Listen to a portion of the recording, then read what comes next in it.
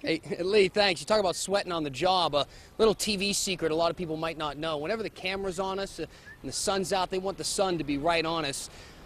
So we have to stand it. But once the live shot starts, I can do whatever I want, and the cameraman kind of has to follow me around. And just like everybody else down here at Edgewater Park, I'm going to find some shade. If you do have a busted AC unit, if it's starting to sputter a little bit, I'm telling you, fill up some ice trays, take a cold shower, find some way to stay cool, but make sure you go ahead and call around the different companies, because the ones we talked to today are swamped.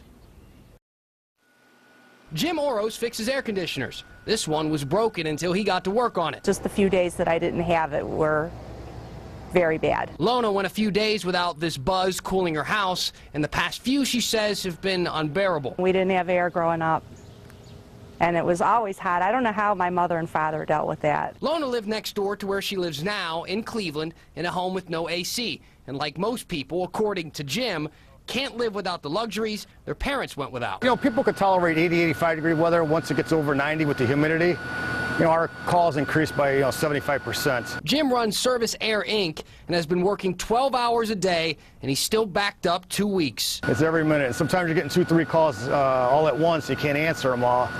So you get some nice voicemails. And his job comes with some irony. To keep people cool, he's under the sun all day long.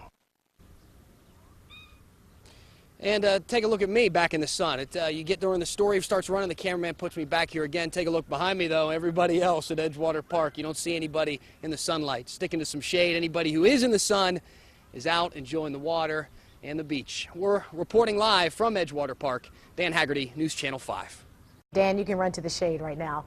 The extreme heat makes miserable conditions even worse for people who have flooded homes this week. It is so bad in Summit County they are under a state of emergency. People are urged to seek cooling centers if they don't have air conditioning, and the county is offering other services as well. We'll have more on that for you coming up.